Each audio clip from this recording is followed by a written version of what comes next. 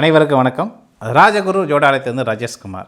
பொதுவாக ஜாதகத்தில் பார்த்தீங்கன்னா ராகு அமைப்பு இருந்தாவே எல்லாத்துக்குமே ஒரு பயம்.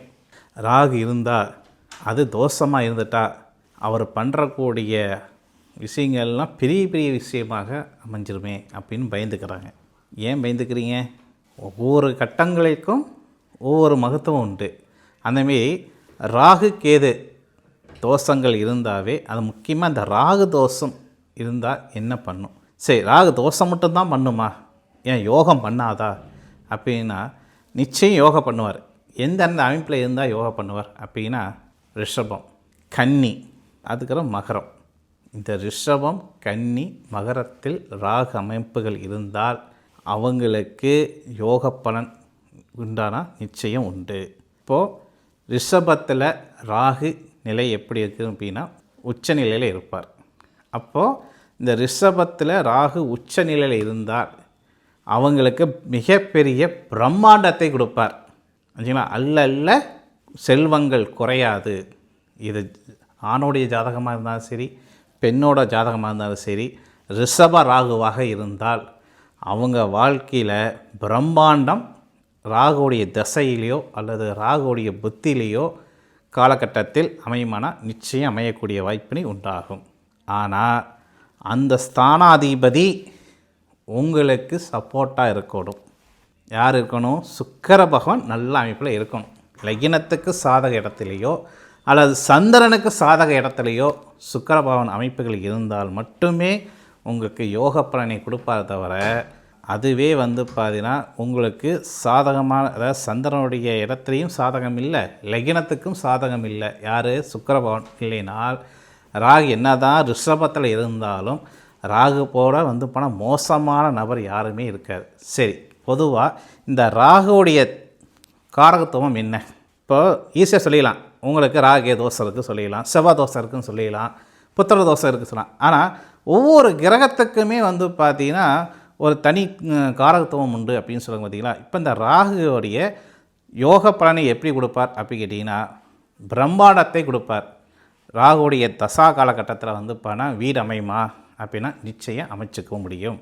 ராகு திசையில் பார்த்தா நல்ல அமைப்பில் இருக்குது, ராகு உச்ச நிலையில் இருக்கார், நல்ல ஸ்தானத்தில் இருக்கார் அப்படின்னா அவங்களுக்கு திருமணம் அமையுமா அப்படின்னா நிச்சயம் அமைச்சு கொடுத்துருவார். இப்போ உதாரணத்துக்கு ராகு ரிஷபத்தில் இருக்கான்னு வைங்க, லக்னம் கன்னி லக்னம் வச்சுக்கோங்க, 7ஆம் இடத்துல சுக்கிரன் இருக்கார். அப்படி இருக்கக்கூடிய நபருக்கு எப்படி இருக்கும் அப்படின்னா ராகு பிரம்மாண்டம் கொடுக்குற நிலையில் இருக்கார், ஆனால் சுக்கிரன் அதை பிடுங்குற நிலையில் இருக்கிறார். இந்த அமைப்பில் இருந்தால் உங்களுடைய அந்த ராகுடைய அமைப்பு கொண்டு நீங்கள் ஒரு ராகு திசையில் எதிர்பார்த்த வகையில் உங்களுக்கு ஒரு பிரம்மாண்டத்தை கொடுக்கணும். அது ஆணோட ஜாதகமாக இருந்தாலும் சரி, பெண்ணோட ஜாதகமாக இருந்தாலும் சரி, எந்த அமைப்பு கேட்டிங்கன்னா முழுக்க ராகு கொடுக்கக்கூடிய யோகம் என்ன கேட்டிங்கன்னா லாட்ரி யோகம் ஆச்சுங்களா. அதுக்கப்புறம் பார்த்தீங்கன்னா பந்தயம், ராகுக்கு பந்தயம் சொல்லக்கூடிய ஒரு அமைப்பு இருக்குது. அப்போது லாட்ரி யோகம், அதுக்கப்புறம் ஷேர் மார்க்கெட்டிங், அதுக்கப்புறம் பார்த்தீங்கன்னா குதிரை ரேஸ். இப்போ இந்த 3 அமைப்பு கொண்டு தான் ராகு உங்களை பிரம்மாண்டத்தை படுத்துவார். அதன் மூலமாக தான் உங்களுக்கு நல்ல ஒரு மதிப்பெண் கொடுக்கக்கூடிய அமைப்பு இருக்கும். இப்போ ஆண்களுக்கு பந்தயம் ரைட்டு, பெண்களுக்கு எதிர்பார்வையில் அரசியலில் ஒரு குறுகிய ஒரு பதவியில் இருப்பாங்க. இப்போ கவுன்சில், வார்டு கவுன்சிலராக இருப்பாங்க. வட்டிக்கு அவங்க பணம் கொடுப்பாங்க.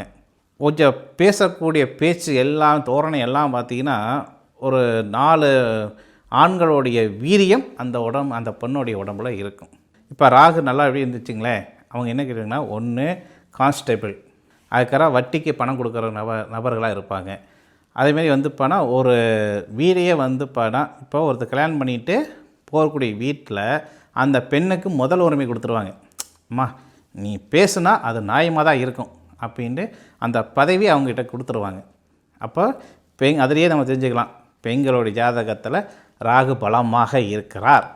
புரியுதுங்களா? அப்போ இந்த தசாநாதன் புத்திநாதன் வரக்கூடிய காலகட்டத்தில் யோகா பலனை கொடுக்குமா? நிச்சயம் கொடுக்கும். சரி, இதுவே ராகு உங்களுக்கு தோஷம் அமைஞ்சிடுறார், ராகு தனிப்பட்ட முறையில் தோஷம் அமைஞ்சிடறார். அப்போ ராகுடைய தோஷங்கள் என்ன அப்படின்னா 4ஆம் இடத்துல இருந்தால் வாகனம், அதுக்கப்புறம் வந்து பார்த்திங்கன்னா வீடு, அதுக்கப்புறம் வந்து பார்த்திங்கன்னா உங்களுக்கு கால்நடைகள் சொல்லமான விஷயங்களுக்கு பிரச்சனை கொடுப்பாங்கன்னா நிச்சயம் கொடுப்பாங்க.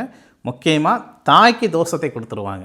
4ஆம் இடத்துல ராகு தோஷமாக காணப்பட்டால் தாய்க்கு தோஷம், நாக்கால் ஜீவன் நாசம் அப்படின்னு சொல்லுவாங்க. நாக்கால் ஜீவன் ஆடு, மாடு, கோழி சொல்லக்கூடிய 2 கால் ஜீவனங்களுக்கும் 4 கால் ஜீவங்களுக்கும் நாசத்தை கொடுத்துருவாங்க.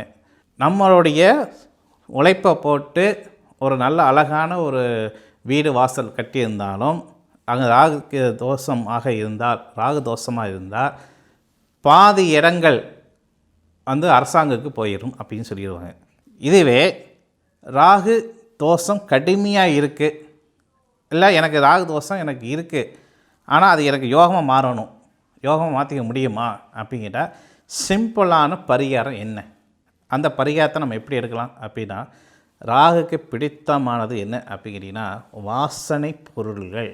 அந்த வாசனை பொருட்களை வந்து முக்கியமான வந்து பார்த்தீங்கன்னா நல்ல அந்த வீடே வந்து போனால் கமகமன்னு தெய்வீக கடாட்சத்தோடு வந்து போனால் அந்த வாசனை பொருட்கள் இருந்தால் தான் நமக்கு வந்து பார்த்திங்கன்னா அந்த ராகுடைய தீமையிலேருந்து விடுபடலாம். ராகு சில பேருக்கு யோகமாக இருந்தால் அந்த யோகத்தை தக்க வச்சுக்கலாம். அப்போ அந்தமாரி பொருள் என்ன பொருள் அப்படி கேட்டிங்கன்னா, நம்ம முன்னோர்கள் சொல்லக்கூடிய சில பொருள்கள் இருக்குது. கஸ்தூரி சொல்லக்கூடிய சந்தனம், மஞ்சள் கிடையாது, கஸ்தூரி அத்தர் சொல்லக்கூடிய அத்தர் இருக்குது.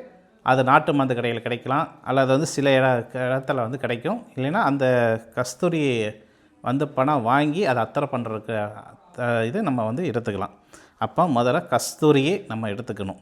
கஸ்தூரி, ரோஜா அத்தர், மல்லிகைப்பூ அத்தர், சரிங்களா, சம்மங்கி அத்தர், சந்தன அத்தர், குங்குமப்பூ அத்தர், இந்த 6 வந்து பணம் ஒரு கலவையாக பண்ணணும்.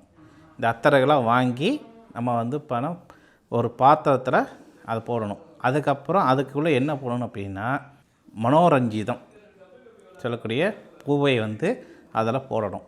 போட்டு ஒரு நாள் முழுக்க ஊறணும். ஊறிட்டு சுத்தமான நல்ல எண்ணெயில் வந்து பார்த்தீங்கன்னா அதை எல்லாத்தையும் மிக்ஸ் பண்ணி அந்த நல்லெண்ணெயில் உங்கள் காவல் தெய்வத்துக்கு அல்லது துர்க்கை அம்மனுக்கு அல்லது காளி அம்மனுக்கு, இப்படி உக்கிரமான தெய்வங்கள் யார் யார் இருக்காங்களோ அவங்க எல்லாத்துக்குமே வந்து போனால் உங்கள் வீட்டுக்கு அருகாமையில் என்ன தெய்வம், காளியம்மன் இருக்காங்க, அல்லது கருப்பண்ணசாமி இருக்கிறாங்க, அதுக்கப்புறம் வந்து துர்க்கை அம்மன் இருக்காங்க, இப்படி யாரோ ஏதாவது ஒரு தெய்வம் உங்கள் வீட்டுக்கு அருகாமையில் இருக்கும்.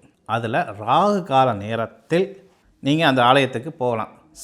ஆலயத்துக்கு சில பேர் முடிஞ்சால் போவாங்க, சில பேர் முடியாட்டா போக முடியாது சொல்லுவாங்க. அப்போ அவங்களுக்கு என்ன பண்ணலாம் அப்படின்னா, ராகு கால நேரத்தில் வந்து பார்த்தீங்கன்னா உங்கள் வீட்டிலையே அகல் விளக்கில் வந்து பருத்தி பஞ்சால் நான் சொன்ன அத்தனையுமே கலவையாக கலந்து அந்த எண்ணெயை வந்து ஒரு ஜோதி வடிவமாக நீங்கள் வந்து ஏற்றி பண்ணிங்கன்னா ராகுடைய தோஷங்கள் அங்கே வந்து விட்டு விலகுமானால் நிச்சயம் விலகும்.